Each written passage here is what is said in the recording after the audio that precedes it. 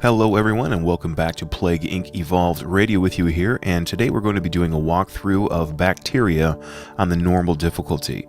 We're going to go under single player, and we're going to run in here, and I do want to quickly show you that they have added official scenarios since last we checked this game out in my review, and they have things like the Black Death and global warming, the Ice Age, and some pretty interesting stuff. I haven't tinkered with it much, but it does look like a hell of a lot of fun, so I recommend checking that out. If you already got the game, it'll patch right in when you open it up in Steam. If you haven't picked up the game, it is only $14.99. You can pick it up at a Steam account, and the link to that is in the description below, so check that out. But in the meantime, let's go into the main game here, and we're going to go into Bacteria. And for this gameplay, the only genetic code modifier that I'm going to be using is the metabolic hijack, and the reason for this is quite simply it's going to help speed up gameplay for our video. That's it. The orange and red bubbles are going to be popped for us automatically, which means I don't have to go around the screen popping bubbles all the time. I can kind of focus a little more on what I'm discussing with you guys. So that's the only thing I'm going to use, and that's just for gameplay. So this is going to show you how to get through, beat the game as it sits, and then as you beat the game over and over, you're going to unlock all of these things that you can choose to use later on, some of which are going to be very helpful, like I believe it is Darwinist. This is going to increase the chance of our plague mutating, and the reason that this is helpful is in the game when you're playing Bacteria, and I believe on Fungus as well, when things evolve, you can devolve them yourself, and you get 2 points, 2 DNA points back, and of course the DNA points are what we spend to evolve our disease and kill people quicker in the end of the game. So anyway, so that's what we're going to do, metabolic hijack, that's it. Let's move forward. We're going to start off on normal. And I'm going to just use PAX 27. I started at PAX 12 a long time ago, and I just up it one number every time I beat the game. So we're on number 27 apparently. And we're going to get in here, and before we do, one other quick thing. We are pretty much going to be dismissing the majority of these pop-ups. We simply don't need them. It's just going to inhibit gameplay. If you've watched the review, you kind of know exactly what they say anyway. You can feel free to pause the game and read them if you'd like. If you haven't watched the review, I recommend you do so. But you're not going to be missing anything pertinent to the game, I promise you. It's just going to be for the sake of gameplay and kind of speeding through. And of course, the more I say that, the longer I'm taking to actually get to the gameplay, aren't I? So let's get in here, and we're going to start off with Egypt. And the reason I'm going to use Egypt, and I'm going to quickly speed up the game, is because they have 2 seaports and 1 airport, which is just going to help us get to the other countries as quickly as possible, to spread our disease around as quickly as possible. So first and foremost, we need to save up 36 points. I've played this game enough now that I've kind of developed a strategy for some of the diseases, and for this one I kind of have a preferred technique, and that's what I'm going to share with you today. So the very first thing we're going to do is just save up 36 points, and then we're going to go into transmission, and I'm going to show you the first 3 things that we're going to do to get our disease to spread around the globe a little faster. So there we are, 36 points came pretty quickly, so we're going to go into our menu, and we're going to go to transmission, and we're going to start with water and air. So we're actually going to do water 1 and water 2, and what this is going to do is get our disease out on boats so it can get to other seaports and infect quickly, and this of course is going to help for airplanes, so we're going to do air 1. So we're going to get back into the game, let it play, and then this is going to be the longest part of our session, and that is going to be collecting 78 points. Now it's going to start off kind of slow, but it will pick up. There's a little, I've noticed there's kind of a hump right around, actually where this notch is, right around here when you're infesting an area. When you kind of pass this area, past this point right here, it tends to just pick up exponentially, and it really kind of moves quickly toward the end here. So that will kind of happen not only just with, as you can see right there, not just with the area that we're currently infecting, but across the globe as well. It's going to speed up a little quickly, and then we're going to start hitting more and more countries more and more quickly. And it won't take us quite as long as you think to get to 78 points, but that is our next goal. So we're going to see you here in just a second at 78 points, and then I'm going to go over what we're going to do next. As a quick aside, I'm going to show you that we're going to be going into our symptoms as they pop up. Simply click on them, and then right down here it's going to say devolve, and we're going to get a refund of 2 points, and we got that for doing absolutely nothing. So make sure that you're watching that, and when the symptoms do pop up, make sure you devolve them, because we don't want to have our disease gain any notification or notoriety until we're ready. So we made it to 78 points in no time at all, and what we're going to do is go into the abilities menu, and we're going to start off with drug resistance. I want drug resistance 1 and 2, and this is going to help it be resistant to antibiotics, which is going to help out obviously in the wealthy countries as it states here. And then the next thing we're going to do is cold resistance 1 and 2. This is going to help with the bigger northern countries like Canada and Russia, and especially our royal pain in the ass, Greenland, because those guys up there, they can be very tough to kill and they can be very tough to infect, so we want to make sure our disease can resist the cold from that region. From here we're going to go into Air 2, and we're going to click Air 2, and that's going to leave us with 0 points. So now we're going to quickly get to 20 points, and as soon as we get to 20 points, we're going to go into Extreme Bioaerosol, which is the next transmission here. So that's going to help the disease just spread a little faster, and it's going to be resistant to all modes of transportation, so that's going to be helpful in getting it around the globe. And that took no time at all, so let's go ahead and do Extreme Bioaerosol. And now the next thing I'm going to do is I want to get to 12 points, and this is just something that kind of makes me feel better. I don't really have any hard evidence to back this up, but I'm pretty sure it works well. For countries like Canada, Greenland, Russia, things like that, I use Livestock 1, and that is because those areas, this is good for rural regions, and a lot of this are all rural areas. If you know anything about these regions, that's exactly what they are. So when this finally does become infected, I feel that the Livestock 1, because Russia sometimes takes a long time to fill up, and as you can see, we are already filling up pretty quickly. So let's go in here and under symptoms, ding dong, and let's get rid of our rash. That's always a good idea. Getting rid of your rash is always a good idea. But now we're simply going to wait for the inevitable, which is the entire globe is going to be infected, and we're going to wait for that magic message that says there are no healthy people left in the world. In the past, and even in my review when I was playing on the casual game, I did start trying to kill people a little too quickly. I went through and started adding in symptoms and things like that. When you're playing on normal or even a harder version, that isn't really much of an option, because the world would become aware of your disease way too quickly, and the doctors and scientists will research it and try to cure it, and will in fact cure it quicker than you might think. So let's get rid of the coughing here, which is another bonus 2 points. And the main protagonist of this was always Greenland for me.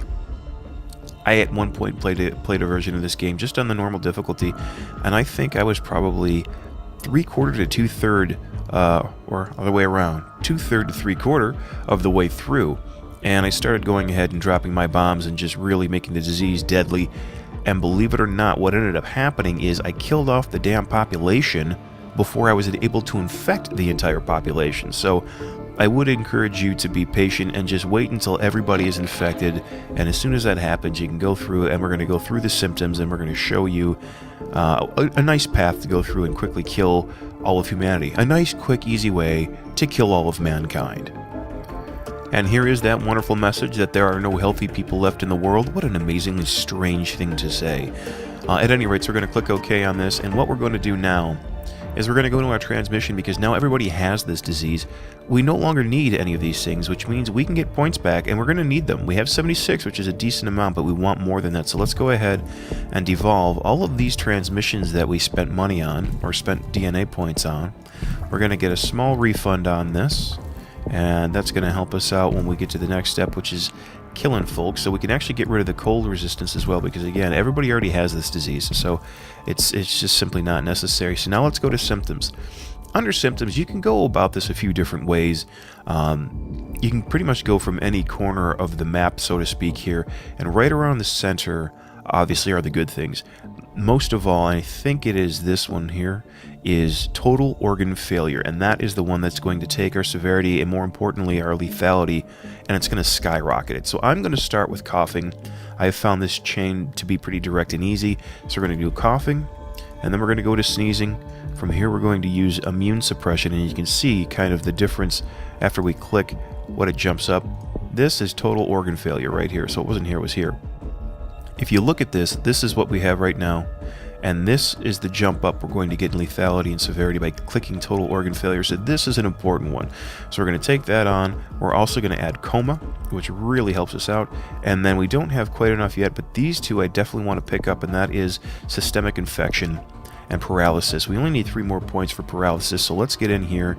And what's going to happen is a couple of different things. We're still going to have the little bubbles popping on their own, but as people die, as they die quicker and quicker, and this bar starts to slide this way, we're going to pick up DNA points at a pretty quick pace, and that's what we're going to use to get the remaining last couple of things to kill off humanity.